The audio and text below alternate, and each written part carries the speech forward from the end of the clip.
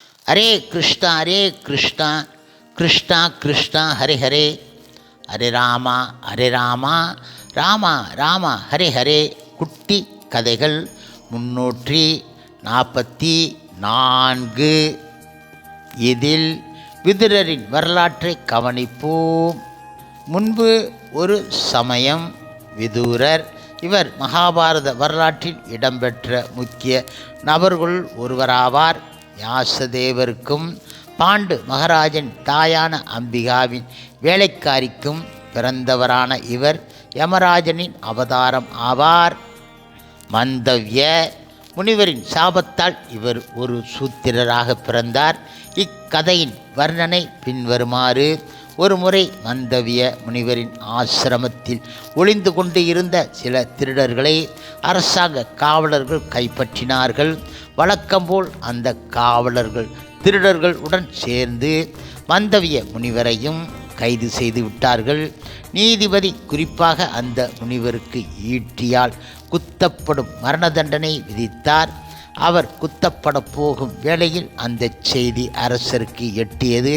இவர் ஒரு சிறந்த முனிவர் என்பதை கருத்தில் கொண்டு அரசரும் உடனே இந்த தண்டனையை தடுத்து நிறுத்திவிட்டார்.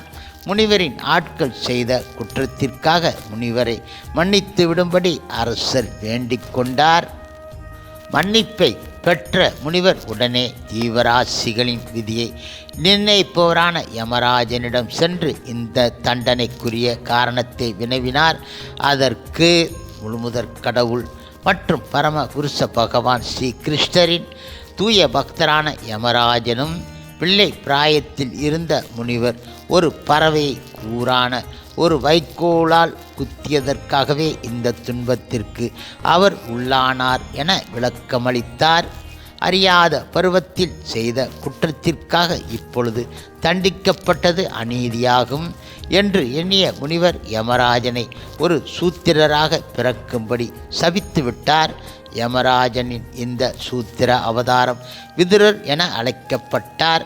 இவர் பாண்டு மற்றும் திருராச மகாராஜன் ஆகியோரின் சூத்திர சகோதரர் ஆவார். ஆனால் குரு வம்சத்தில் சூத்திரராக பிறந்த இவரை இவரது உடன் பிறந்தவர்களின் மகன்களுக்கு சமமாக பீஷ்மதேவர் நடத்தினார். காலப்போக்கில் விதுரர் ஒரு பெண்ணை திருமணம் செய்து கொண்டார். அவளும் ஒரு சூத்ராணிக்கும் ஒரு பிராமணருக்கும் பிறந்தவளாக இருந்தால். விதுரர் அவரது தந்தையின் பீஷ்மதேவரின் சகோதரர் சொத்துக்கு வாரிசாக இருக்கவில்லை என்றாலும் இவரது மூத்த சகோதரரான திருராசர் போதுமான அரசாங்க சொத்துக்களை இவருக்கு அளித்தார். இவர் திருராசரிடம் அதிக பற்று கொண்டு இருந்ததுடன் ஆரம்பத்தில் இருந்து அவருக்கு சரியான வழிகாட்டவும் முயன்று வந்தார். குருட்சேத்திர யுத்தத்தின் போது பாண்டு புத்திரர்கள் இடம் நீதியுடன் நடந்து கொள்ளும்படி விதுரர் தமது மூத்த சகோதரர் இடம் பலமுறை மன்றாடினார். ஆனால் தனது சிற்றப்பனின் தலையீட்டை விரும்பாத துரியோதனன் விதுரரை நிந்தித்து விட்டான். இதனால் விதுரர் வீட்டை விட்டு வெளியேறி தீர்த்த யாத்திரை சென்று மைத்திரேயிடம் இருந்து உபதேசங்களை பெற்றுக்கொண்டார். இப்பொழுது விதுரர் பற்பல கேள்விகளை கேட்டு பகவான் ஸ்ரீ கிருஷ்ணரின் உன்னத அன்பு தொண்டில் நிலை பெற்ற பின்பு மைத்திரேய முனிவரிடம் மேற்கொண்டு கேள்விகளை கேட்பதை நிறுத்தி கொண்டார்.